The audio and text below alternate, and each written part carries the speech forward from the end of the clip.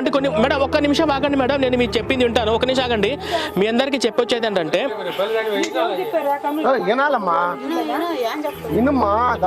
సరేనమ్మా, మీరు ఫాలో అయిపోండి అయితే, అట్లనే ఈశ్వరం నమ్మకండి అయితే. ఇప్పుడు నేను మీకు చెప్పొచ్చేది ఏంటంటే ఎవరి వాళ్ళది ఇష్టం వాళ్ళది. ఎంతో మంది మత మార్పు పూలు చేశారు, పడగొట్టేశారు, ఓకేనా. కానీ ఇప్పుడు ఎంతో మంది హిందువులను వాళ్ళు ఎంతో మంది మత మార్పిడి చేసి చర్చికి తీసుకెళ్లి హిందుత్వానికి దేశానికి వ్యతిరేకంగా మారారు. ఇక్కడ మనం గుర్తుపెట్టుకోవాల్సింది అంటే ఒకడు హిందూ గురించి క్రిస్టియన్ గా మారుతున్నాడు అంటే ఒక హిందూ జనాభా తగ్గినట్టు కాదు, హిందుత్వానికి మరో శత్రువు తయారవుతున్నట్టు. అది మనం ఫస్ట్ గుర్తుపెట్టుకోవాలి. ఇక్కడ ఉన్న హిందువులన్నా కానీ అందరూ కలిసి ఆ బైబుల్లో ఉన్నటువంటి ఈ అరాచకలు మోసాల గురించి మీరందరూ తెలుసుకొని మీరు మీ పిల్లల్ని పెంచేటప్పుడు అమ్మా చర్చి అది, ఆ చర్చిలో వాళ్ళు ఇలా మతాల మధ్య చిచ్చులు పెడుతుంటారు. పాస్ట్ అన్నవాడు కానుకల కోసం దశంభాగాల కోసము ఇలా హిందుత్వం మీద ద్వేషాన్ని నింపుతారు. ఇది మసీదు, ఈ మసీదుకు చర్చికి గుడికి ఈ మూడిటికి తేడా చెప్పండి. మన జీవితంలో ఎప్పుడు కూడా ఈ పిల్లల్ని పెంచేటప్పుడు హిందూ ధర్మాన్ని మనం ఎప్పుడు వదిలిపెట్టకూడదు, మన దేవులను వదిలిపెట్టకూడదు. ఈ దేశం పుణ్యభూమి, మనం ఎన్నో జన్మల అదృష్టం చేసుకుంటే మనం భారతదేశంలో పుట్టాము. ఈ దేశ యొక్క సంస్కృతిని సర్వనాశనం చేస్తుంది. ఏ విధంగా నాశనం చేస్తుంది? ఈ బొట్టు పెట్టుకున్న సంస్కృతి, వాళ్ళకి తాళి బొట్టు ఉండవు, మెట్టలు ఉండవు, పెళ్లి ఉందో పెళ్లి కాలేదో తెలియదు, మొగుడు ఉండడం లేదో తెలియదు, అసలు ఏమి తెలియదు. అలా ఆ విధంగా మన భారతదేశ సంస్కృతి హిందూ కల్చర్ని సర్వనాశనం చేస్తుంది ఈ మతము.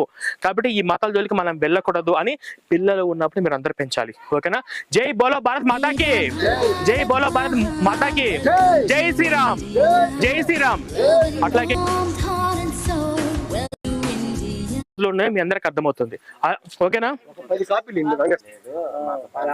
చెప్పేస్తే ఆరోగ్యం కానీ మా ఫ్యామిలీ మాత్రం బాగానే ఉన్నాయి. మాకు ఎలాంటి ఈ చెడు ఆలోచనలు కానీ ఏం లేవు. మేము దాని గురించి అయితే ఎప్పుడో వదిలేసాము. మాకు ఎప్పుడైతే మీరు హోమం చేసి పంపించారో అప్పటి నుంచి మేము మాత్రం ప్రశాంతంగా బాగున్నాం. మైండ్ హెల్త్ పరంగా కూడా మాకంతా బాగానే ఉంది అని. సౌండ్ ఎక్కువ పెట్టి చాలా ఇబ్బంది పెడుతుంటే ఈ చర్చి చుట్టుపక్కల ఉన్న మీరందరూ కలిసి సారు ఒక లెటర్ రాస్తారు. మీరందరూ కలిసి ఏకమై ముందుకు వస్తే ఆ లెటర్లో మీరందరూ సిగ్నేచర్ చేయండి.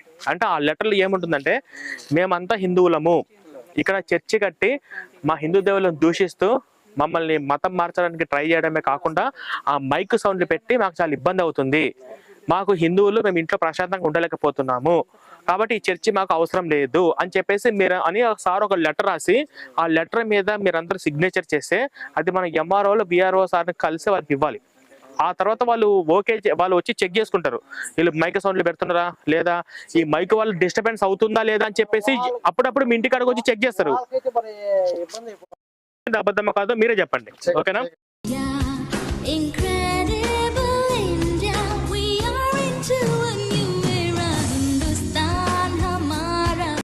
పరిశుద్ధుడును నిజదేవుడైన యేసు ప్రభు నామంలో అందరికీ నా వందనాలండి. ఇప్పుడు ఈ వీడియోలో నేను ఒక విషయం చెప్పబోతున్నానండి.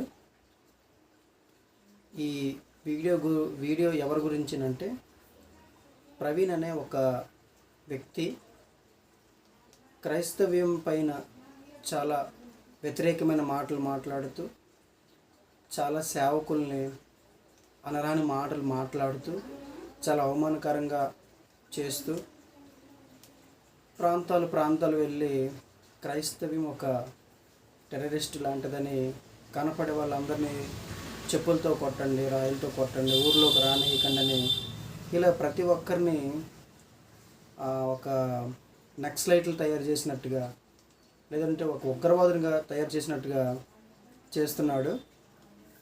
అయితే ఈ వీడియో ఒక ఉద్దేశం ఏంటంటే ఆయన ఒక ఉద్దేశ ప్రకారంగా వెళ్తున్న మార్గంలో ఒక ఊర్లోకి వెళ్తున్నప్పుడు, ఒక ఊర్లో ఒక ఆవిడతో మాట్లాడుతున్నప్పుడు ఆవిడని అడిగాడు, అమ్మ నువ్వు దేవుణ్ణి నమ్ముకొని ఎన్ని సంవత్సరాలు అవుతుందంటే 5 సంవత్సరాలు అవుతుంది బాబు అని. అప్పుడు ఆవిడ ఒక చక్కని మాట చెప్పింది, సమాధానం ఇచ్చింది. ఆ సమాధానం వింటే మనకి ఆశ్చర్యం అనిపిస్తుంది. ఎప్పటి నుంచి వెళ్తున్నారు? చిన్నప్పటి నుంచేనా? 5 సంవత్సరాల నుంచి వెళ్తున్నారు. అంతకుముందు మీరు హిందువులేనా? అంటే మీరు హిందుత్వం నుంచి ఎందుకు వెళ్ళారు క్రిస్టియనిటీకి? ఆరోగ్యం బాగాలేకపోతే మీరు చర్చికి వెళ్ళారా? అంటే ఇప్పుడు మొన్న కరోనా వైరస్లో 1500 మంది పాస్టర్లు చచ్చిపోయారు. ఎట్లా చచ్చిపోయారప్ప? అంటే ఇప్పుడు చర్చికి వెళ్తే ఆరోగ్యం బాగా అవుతుందా? బాగా అయింది నా నమ్మకం. ఓకే, మరి హాస్పిటల్కి ఎన్నో హాస్పిటల్ తిరిగా, చెన్నై కాదు నెల్లూరు కాదు, మంచి మంచి హాస్పిటల్కి కూడా తిప్పారు. బాగా వైదికుల దగ్గరికి తిరిగినా. ఇంతకు ఏమైంది? బాబు తీసింది చర్చిలో చేరిన నీళ్ళలో ముంచి రాపుతారు కదా మమ్మల్ని, ఆ నీళ్ళలోనే సప్పను వదిలేసింది. అంటే పై నుంచి కింద వరకు శివుని ఎత్తురు కాలేదు నాకు. ఎవరికి? మీకా? నాకు. ఓకే. ఆ నీళ్ళలో ముంచి లేపినాక నాకు బాగా అయింది. అప్పుడే కడిగిడిసి అయినాడు దేవుడు శుభ్రంగా. అప్పటి నుంచి శరీరం బాగుంది. చూడు ఆనమాలు కూడా ఒక రౌండ్ పుచ్చిపోయిన గోరు, ఈ గోర్లన్నీ పోయినట్టువి మళ్ళా వచ్చినట్టువి. కాళ్ళకు కానీ చేతులకు కానీ కనీసం కళ్ళు కూడా కనిపించేదిరా నాకు. ఇప్పుడు బైబిల్ కూడా చదవగలకుండా. సరే, ఇది ఒకసారి చదవండి. బైబిల్ పుస్తకం రెండు పక్కన పెట్టుకొని చదవండి, ఓకేనా? మీకు అంతా మంచిది. ఒకసారి ఆలోచించండి అంతే. ఈ పుస్తకంలో ఏముందో అదేముందో ఆలోచించుకోండి. నమస్కారం. చర్చి చూసారు కదా వీడియో. ఆ వీడియోలో చెప్తున్న మాట ఏంటంటే ఆవిడ, నా ఇష్టం, నేను నమ్ముకున్నానయ్యా అని అన్నది ఆవిడ. ఆ మాట విన్న ప్రవీణ్ యొక్క స్వభావం ఎలా మారిపోయిందో, ముఖం ఎలా మారిపోయిందో చూడండి. అవును, ఒక వ్యక్తి నిజంగా దేవుణ్ణి నమ్ముకున్నప్పుడు, సమాధానం ఇచ్చినప్పుడు, అవతల అసత్యం నిలబడినప్పుడు నోరు మూసుకుని అక్కడి నుంచి వెళ్ళాల్సి వస్తుంది. ప్రవీణ్ ఏం మాట్లాడుతున్నాడు విన్నారా? సర్లేనమ్మా, సరే మీ ఇష్టమే చెప్పి నోరు మీద వేళ్ళు వేసుకుని వెళ్ళినట్టు వెళ్ళిపోయాడు. ఈ వ్యక్తిని గుర్తుపెట్టుకోండి. మన ప్రాంతంలో ఎక్కడ కనబడినా సరే నిలదీసి మాట్లాడండి. నువ్వు చెప్పు, నువ్వేం చెప్పాలనుకుంటున్నావో, నువ్వే సత్యం చెప్పాలనుకుంటున్నావు అడగండి. అతను ఒక్క విషయంలో కూడా, తన దేవుళ్ళ విషయమైనా సరే ఒక్క దగ్గర కూడా ఇది మంచి పద్ధతి, ఇగో ఇంత గొప్ప దేవుడు మనలో ఉన్నారు, ఇది మంచి పద్ధతులు మనలో ఉన్నాయి ఒక్క దగ్గర కూడా చెప్పడు.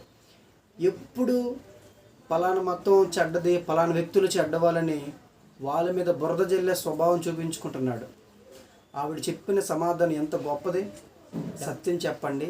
ఇలాంటి ప్రవీణులు 1000 మంది వచ్చినా 10,000 మంది వచ్చినా ఒక రాయి కూడా కదల్చలేరు. ప్రవీణ్ గుర్తుపెట్టుకో, నువ్వేదో అందరినీ చైతన్యవంతం చేస్తున్నానని నువ్వు అనుకుంటున్నావేమో, ఏం కాదు. పంటలో ఉన్న చెత్త అంతా నువ్వు తీసుకెళ్ళిపోతున్నావు అంతే. పంటలో ఉన్న వేస్టేజ్ అంతా తీసుకెళ్ళిపోతున్నావు. పంట ఖచ్చితంగా పండుద్ది. ఆ పంట వల్ల అనేక మంది ఆహారం భుజిస్తారు. గుర్తుపెట్టుకో. ప్రవీణ్ వీడియోలు వస్తూనే ఉంటాయి.